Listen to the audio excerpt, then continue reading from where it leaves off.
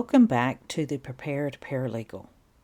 This episode is in accordance with our series on job interviews, with the hope that by sharing our experiences, it will help others recognize red flags and avoid the same mistakes we have made.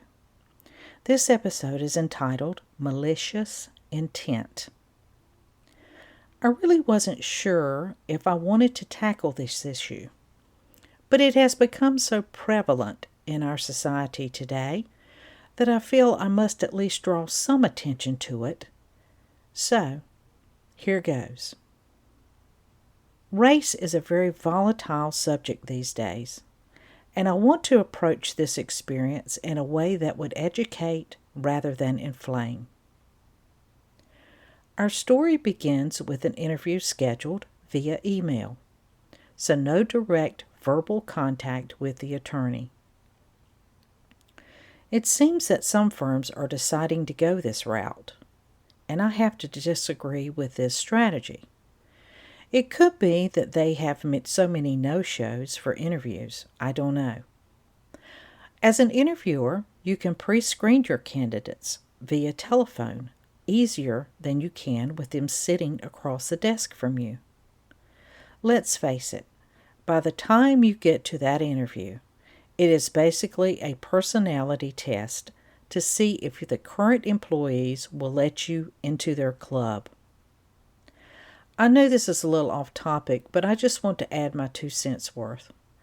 Employers, if you are not really interested in a candidate and you are just going through the motions, please do not schedule an interview for that candidate.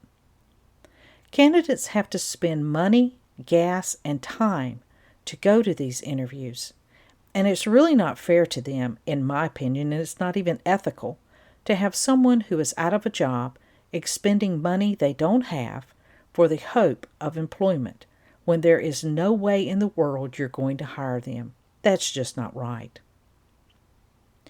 Anyway, you can also get a really good feel for what a person is capable of doing by looking at their previous jobs.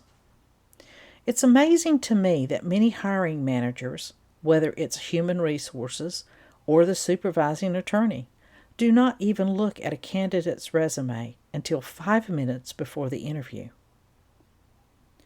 So, to continue our story.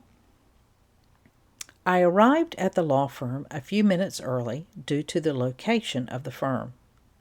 The firm was located in an old residence downtown. Not unusual, many firms use older historical homes if they are located in a downtown area, and parking was in the back of the house. It was not client-friendly at all. Clients, or I should say potential clients, had to literally park in the grass in the backyard of the house and walk around to the front door to enter. While I found a place to park my car, I noticed someone coming out of the house wearing pajamas with a dog on a leash. She let the dog do its business, all the while staring directly at me, and then went back into the house. Okay, maybe I'm at the wrong address. I will check when I go around front to see if I am at the right place. Look for a sign or something. No worries. I'll just make my apologies. Then I had a very strange feeling that I was being watched. When you get the hair on the back of your neck stands up and you just have that eerie feeling? I looked around and didn't see anybody, but then I caught movement out of the corner of my eye at one of the windows of the house. I couldn't believe what I was seeing, to be honest. In a big picture window, apparently the entire staff of the law firm was staring out the window at me. It was so creepy that I almost cranked up my car and drove away. But I thought maybe you're imagining things, and maybe they haven't hired someone in a while, and maybe they're just looking to meet you, and so forth and so on. You can see how your brain rationalizes craziness when you're kind of left out there.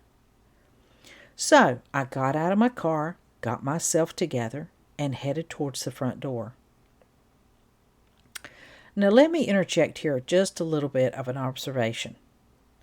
If the front door or stoop or entrance of a business is not well kept, in other words, dirty, peeling paint, broken door, this may be an indication of how organized this firm is going to be, and probably how they are going to treat their employees. In other words, if you have no money for cleaning or putting your best foot forward to potential clients, there is no money for employees or even the basics. So, I opened the front door of the house, and before I could close it behind me, I was met in the foyer by 3 dogs: a pit bull, a medium-sized mixed breed dog, and some sort of small terrier. There was no reception desk or any indication this was a law firm.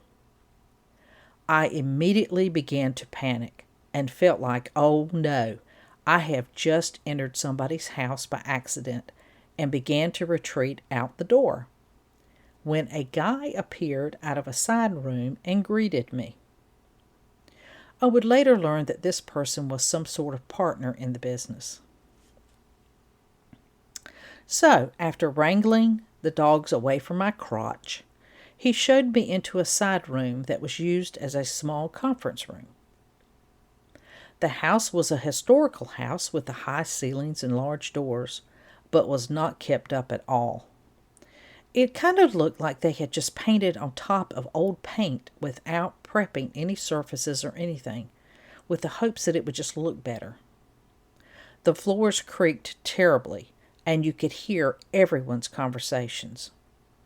Ask me how I know this? Well, because the entirety of the staff was gossiping about me in another room while I sat in the conference room waiting to be interviewed. After 20 minutes of sitting in this conference room, a person came in whom I can only describe as a person who probably runs the office, and she came in and gave me the once-over and asked me if I wanted something to drink.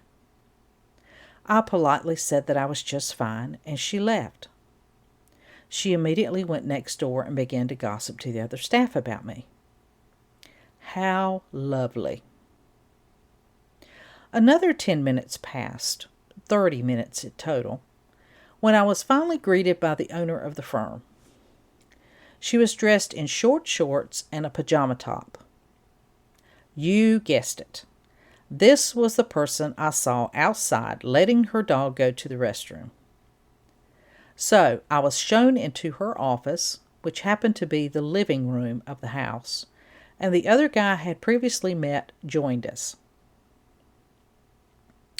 The interview began by the guy asking me a lot of computer questions, and if I would be willing to commute to his office if he needed me there at some point, which is a 2-hour drive away. Whoa! This is not the job I applied for. There was nothing mentioned in the job description at all. Well, come to find out, this paralegal position wasn't really a paralegal position at all. It was a catch-all, a gopher position. The woman attorney then told me what the job really was, and that they were going to hire at least 3 people because they were really growing fast. Now, I don't like calling people a liar, but this attorney was obviously telling a big one. But I went on with the interview. The guy continued to ask me questions, all the while the woman attorney, the actual owner of the business, sat there playing on her phone across the desk from me. Apparently she was bored. The guy kept looking at her to see if she wanted to ask me any questions, and seemed very embarrassed by her behavior. So, after 30 minutes of this nightmare, I ended the interview and thanked them for their time and headed to the door. The guy escorted me out and thanked me for my time. She sat in her chair. I would later learn from an informant that works at the firm that the owner thought I was a minority due to my name being kind of ethnic, and she wanted to hire someone like that for her office so that it would look more diverse for marketing purposes. This is what all the peeking out the window and gossiping was all about. I wasn't who they were expecting, to say the least. When she found out I wasn't the type she was hoping for, she didn't even want to do the interview, but the partner told her she had to go through with it. I guess I was just too boring for her, and that is why she kept playing on her phone.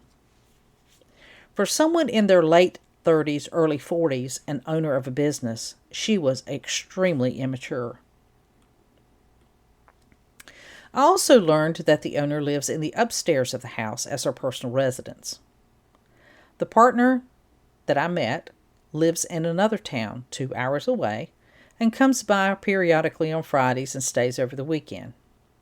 Obviously none of my business, so I moved on. I chalked it up to another weird interview. So, the lesson learned in this situation is that you can do research on the attorney, research on the firm, scope out the location, check out all the social media, and still end up with a dud. And by the way, the owner never did hire for the position, and definitely did not hire 3 people. She periodically puts a job opening on job boards, but is having a hard time keeping anyone there for any length of time. I wonder why. I hope this helps someone who has been through similar trials and tribulations in the job market. We've all been there at one point or another. Keep your chin up and soldier on. Until next time, this is the Prepared Paralegal reminding you to continue to learn and grow.